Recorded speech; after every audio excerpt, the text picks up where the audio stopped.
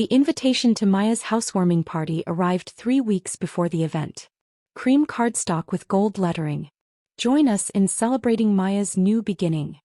My mother had texted me 17 times that week to confirm I was coming. I almost didn't go. But something told me I needed to be there. Maybe it was the way Mom's texts shifted from enthusiastic to insistent. Maybe it was the fact that my promotion to Senior Vice President of Operations had just been announced company-wide, and my parents had said exactly nothing about it. Not a congratulations. Not even a "we saw your LinkedIn update." Meanwhile, Maya's new townhouse, the one I'd helped with a $15,000 down payment 2 years ago that was never paid back, was apparently worthy of a full celebration with catered food and a bartender.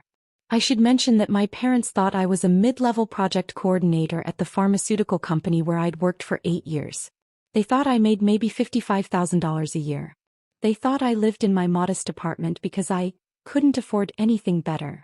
I never corrected them. It started innocently enough. 8 years ago when I first got hired, I mentioned my entry-level position to Mom during a phone call. She told 3 people at church that same afternoon. When I got promoted 6 months later, I didn't bother updating her. The title seemed to confuse her, and honestly, the less my family knew about my career, the fewer requests I got for money. Except the requests came anyway. Over the years, I'd given my parents $47,000 for various emergencies.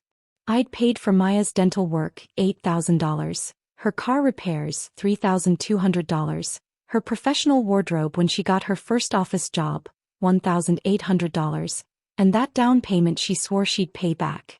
I'd covered my parents' property taxes twice. I'd bought plane tickets for family reunions I didn't attend.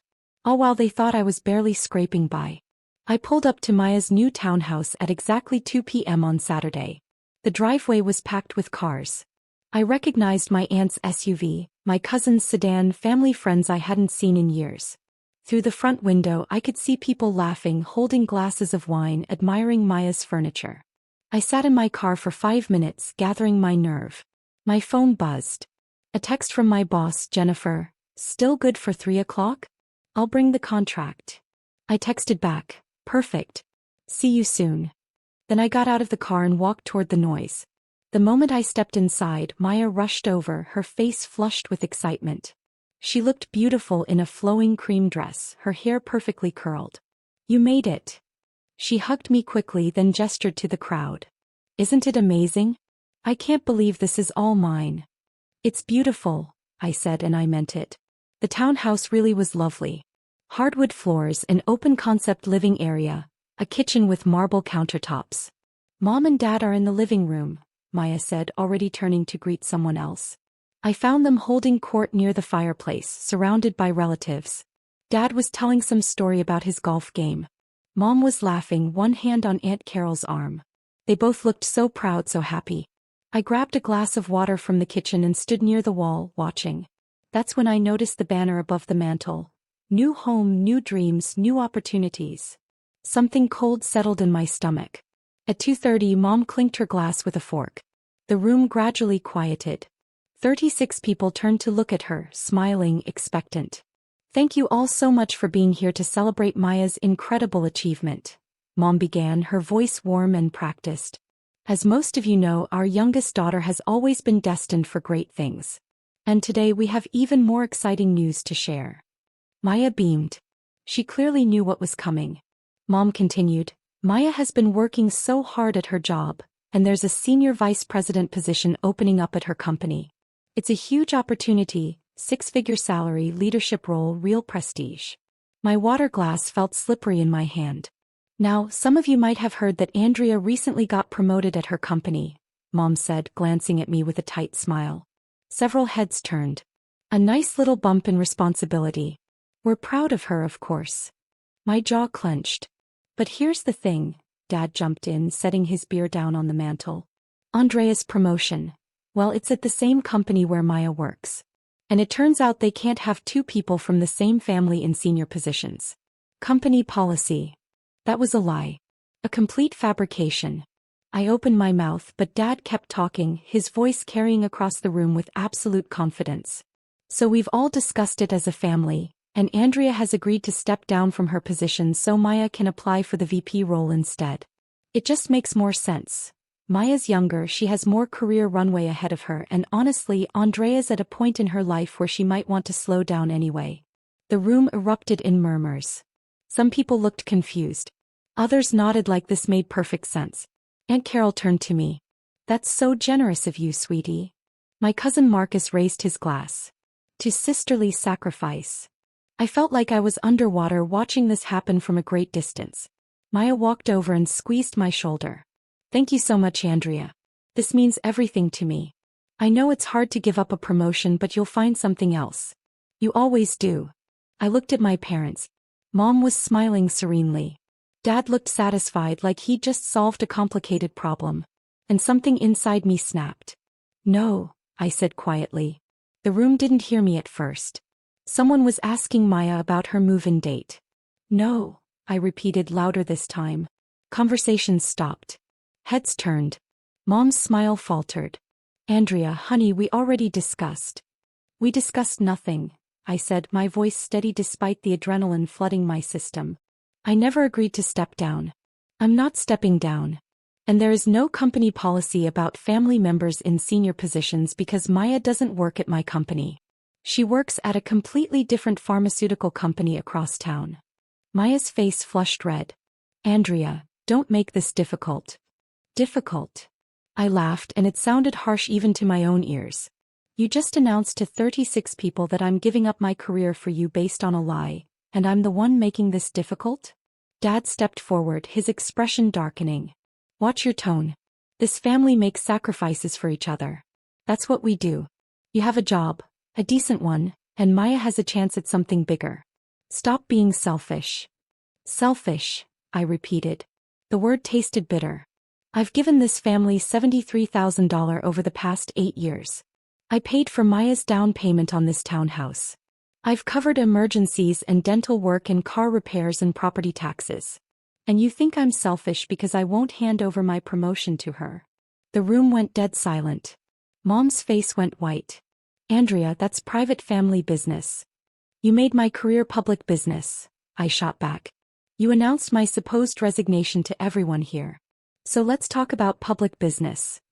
Dad moved toward me, his hand outstretched. Give me your phone. Right now. You're clearly upset and not thinking straight. I stepped back. I'm not giving you anything. He lunged forward and grabbed my phone from my hand, his fingers tight around my wrist. You're embarrassing this family, he hissed.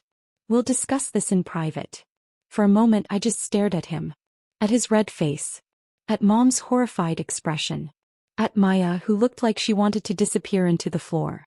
Then I walked to the front door. Every eye in the room followed me. I opened the door. Jennifer Chin, my boss and the chief operating officer of Meridian Pharmaceuticals, stood on the doorstep. She was dressed in casual Saturday clothes, jeans and a blazer, but she carried herself with the same authority she had in the boardroom. In her hand was a leather portfolio. Andrea, she said warmly, then glanced past me at the frozen crowd. I hope I'm not interrupting. You said 3 o'clock. Perfect timing, I managed. Jennifer stepped inside, taking in the scene with the quick assessment of someone who'd walked into tense business meetings for 20 years. Her gaze landed on my father, who still held my phone, then moved to my mother's shocked face. I'm Jennifer Chin, she said pleasantly, addressing the room. Andrea's boss. COO of Meridian Pharmaceuticals. He turned to me. I brought the signed contract for your promotion. I thought we could celebrate, but it looks like you're already at a party. Dad's hand slowly lowered. My phone nearly slipped from his grip. Jennifer opened her portfolio and pulled out a document. I wanted to personally deliver this. It's not every day someone becomes the youngest senior vice president in the company's 40-year history. She handed me the contract, then addressed the room again. Andrea's been selected to oversee our entire East Coast operations. Salary of $185,000 base, plus performance bonuses. She beat out 73 other candidates. She smiled at me. The executive team was unanimous. You earned this. I took the contract with shaking hands. Maya made a small sound, something between a gasp and a whimper. Jennifer's eyes landed on her. I'm sorry, you are? Hi, sister, I said quietly. Maya. Oh. Jennifer's expression remained neutral. Andrea's mentioned you. You work at Cornerstone Pharma, correct? Different company entirely. She glanced at my parents. There's definitely no conflict of interest between Andrea's position and anything happening at Cornerstone. Mom's mouth opened and closed. No sound came out. Dad set my phone down on the entry table like it had burned him. Jennifer checked her watch. I should let you get back to your celebration. Andrea, congratulations again. HR will be in touch about your start date and office assignment. She paused. Oh, and the relocation package, you'll want to review that. The company apartment in the city is quite nice, but if you prefer to buy, the housing allowance is generous. Then she shook my hand, nodded politely to the silent crowd and left. The door clicked shut behind her. Nobody moved. Nobody spoke. I picked up my phone from the entry table. I tucked the contract under my arm. And I looked at my parents. For the record, I said, my voice calm now, steady, I've been supporting this family for 8 years while you thought I was barely getting by. I let you believe I was a low-level coordinator because every time you knew I had money you asked for more. I paid for this house. I paid for your property taxes. I kept you afloat. Mom's eyes filled with tears. We didn't know. You didn't ask, I interrupted. You never asked about my work. You never congratulated me on anything. You just assumed I was less successful than Maya and treated me accordingly. I turned to my sister. She was crying now, mascara running down her cheeks. I hope you love this townhouse, I said. Because the $15,000 I gave you for the down payment? Consider it a gift. I'm done lending money to people who see me as a backup plan. I walked toward the door. Aunt Carol found her voice. Andrea, honey, they didn't mean. Yes, they did, I said without turning around. They meant every word. They just didn't expect to get caught. I opened the door and stepped out into the afternoon sunlight. Behind me I heard Mom sob. I heard Dad say something in a low, urgent voice. I heard Maya's friends awkwardly trying to resume conversation. I got in my car, set the contract on the passenger seat and started the engine. My phone buzzed with a text from Jennifer. You okay? That looked rough. I typed back. I'm good. Thank you for coming. Anytime. You deserve to have someone in your corner. See you Monday, SVP. I smiled. Then I drove away from that townhouse, from those people, from the version of myself who had stayed silent for so long. I drove toward my future. And I didn't look back.